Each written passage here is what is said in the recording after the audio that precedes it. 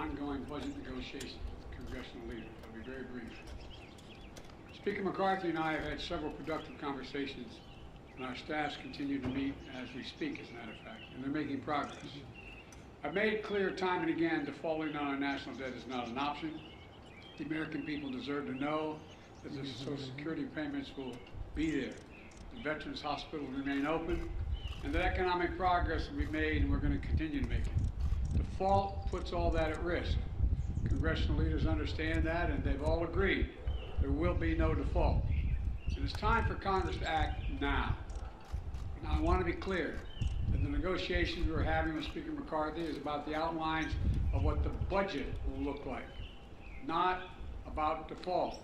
It's about competing visions for America.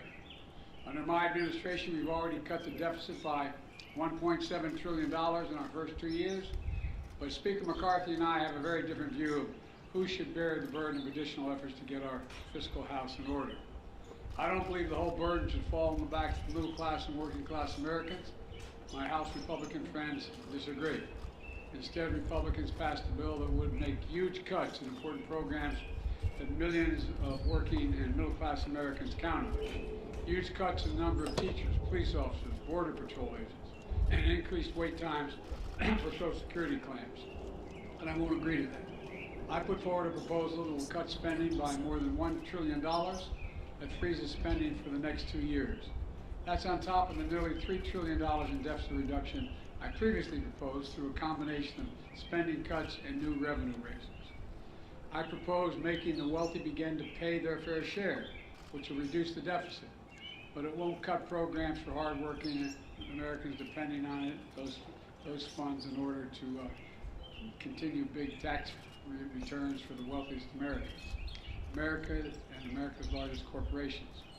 But we can reduce the deficit both in short term and long term with a combination of spending cuts on programs that help big oil and big pharma by closing tax loopholes and making the wealthy pay their fair share. I reduced the deficit, I said, $1.7 trillion in my first 2 years without raising a cent and raising taxes above anyone making less than $400,000. The economy is growing. The only way to move forward is with a bipartisan agreement, and I believe we'll come to an agreement that allows us to move forward and that protects the hardworking Americans of this country. Now, for the reason we're here. I'm sure you didn't come to hear that. Vice President Harris, Secretary Austin, Representative Calvert, Representative Calhoun, Calhoun's not here, McCollum. And I want to thank you all for joining us. As Chairman Milley, I want to start by thanking you. I really mean it, for your years of service as chairman and for your lifetime of selfless commitment to our country. And I also want to thank your incredible wife, Holly Ann, and your 2 children, Peter and Mary. You know, your family has served alongside you every single step of the way, and our entire country is grateful. As chairman, you've led our military through the most complex security environment our world has faced in a long, long time. And we've strengthened our alliances from NATO to the Indo-Pacific and built new partnerships like AUKUS.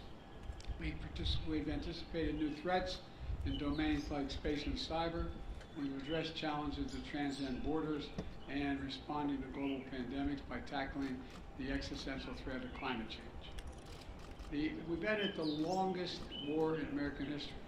We continue to take terrorists off the battlefield, and we've rallied the world to stand with the brave people of Ukraine as they defend their freedom against Russian aggression.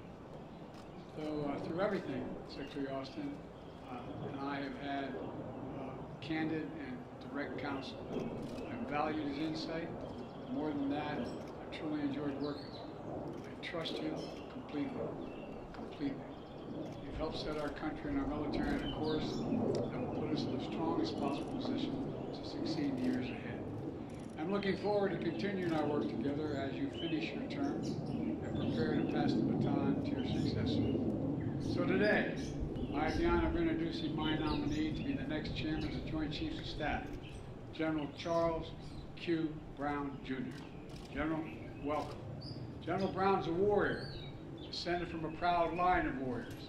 His father, a U.S. Army Colonel, C.Q. Brown, served in Vietnam. His grandfather, U.S. Army Master Sergeant Robert E. Brown, Jr., led a segregated unit in World War II. And command pilot General Brown brings to this role more than 3,000 hours of fighting flying experience, including 130 combat hours. He knows what it means to be in the thick of battle and how to keep your cool when things get hard. Like when your F-16 was on fire and you returned to the base in Florida in 1991. CQ had to eject more than 300 miles an hour, landing in the Everglades. That's a lot of fun, huh? Well, I tell you what, he was back in the cockpit the next week with a new call sign, Swamp Thing. New call sign. I asked him inside the Oval what it was like, but I'll tell you about that later. General Brown is also a warfighter who's commanded in Europe, the Middle East, and the Indo-Pacific. And he has an unmatched first-hand knowledge of our operational theaters and a strategic vision to understand how they all work together to ensure the security for the American people. And while General Brown is a proud, butt-kicking American airman, first and always, he's also been an operational leader in the Joint Force. He gained respect across every service from those who have seen him in action and have come to depend on his judgment. More than that, he gained the respect of our allies and partners around the world, who regard General Brown as a trusted partner and a top-notch strategist. No matter how complicated the mission, from helping build and lead the coalition now more than 80 nations strong to counter ISIS threats in the Middle East, to positioning our Air Force for the future in the Indo-Pacific, General Brown has built a reputation across the force as an unflappable and highly effective leader. As someone who creates an environment of teamwork, trust, and then executes with excellence. And someone who smokes a mean brisket. Understand you have that smoker still with you. You carry that around everywhere. What was it in your, I won't ask you. But General Brown said he doesn't play for second place. He plays to win, and that's obvious. That mindset is going to be an enormous asset to me as Commander-in-Chief and to the United States of America as we navigate challenges in the coming years. Over the past 3 years, as Chief of Staff of the Air Force, General Brown has become known for his signature approach. Accelerate, change, or lose. Accelerate, change, or lose. General, you're right on. As I've often said, our world is at an inflection point where the decisions we make today are going to determine the course of our world for decades to come. And to keep American people safe, prosperous, and secure, we have to move fast and adapt quickly. We have to maintain and combat credible force capable of deterring and defeating any potential threat. We have to manage our competition with China and meet the reality of renewed aggression in Europe. We need to make sure we retain our competitive edge in an age where emerging technologies from AI to 3D printing could fundamentally change the character of conflict.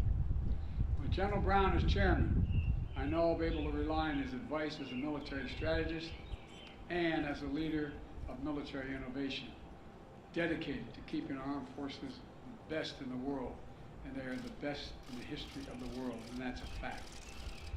I'll also be able to rely on him as a thoughtful, deliberate leader who is unafraid to speak his mind, as someone who will deliver an honest message that needs to be heard, and will always do the right thing when it's hard. That's the #1 quality a president needs in a chairman. And that's the leader that all Americans met 3 years ago, when General Brown gave an unflinching video testimonial sharing his own experience of racism and his deep love of our country, to which he's dedicated his entire adult life. It took real backbone and struck a chord not only with our military members, but with Americans all across the country. CQ is a fearless leader and an unyielding patriot. And that's why 3 years ago, he was confirmed by the United States Senate 98-0. I urge the Senate to once again confirm General Brown with the same overwhelming bipartisan support from him for his new role as chairman of the Joint Chiefs of Staff. I also want to recognize CQ's family, his wife Shireen. She is here. Would you mind standing, Shireen? I know that's embarrassing you. Thank you. And his sons, Sean and Ross. Throughout General Brown's stellar career in the Air Force, CQ and Shireen have always put family first. And they both know from their own experience growing up in military families that it's not just the person who wears the uniform who serves. The whole family serves, and the whole family sacrifices on behalf of the nation. Shireen, you and CQ are true partners in our dedication to the health and well-being of the women and men in uniform and their families. Five and Thrive initiative is doing important work to address the greatest issues affecting military families: child care, education, spousal employment, health care, and housing. And I know that Jill and I look forward to working even more closely with you on these issues through her Joining Forces initiative. Let me close with this. This year will mark the 75th anniversary of an integrated force, and the 75th anniversary of women serving in the force, and the 50th anniversary of the all-volunteer force.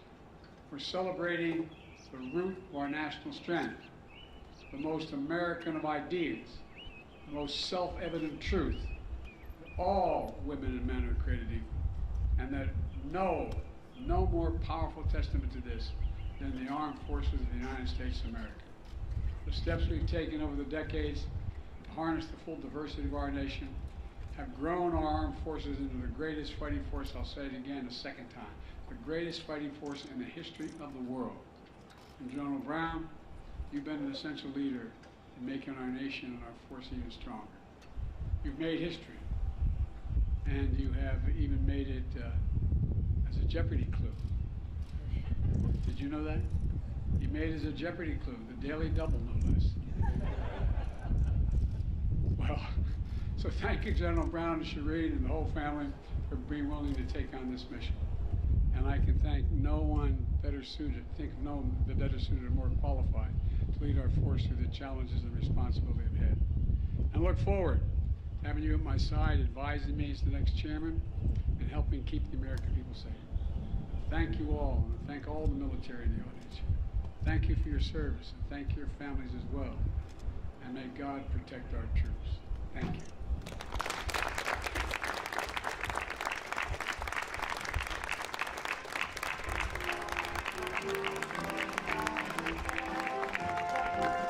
Mr. President, can you get a deal done by the end of the week?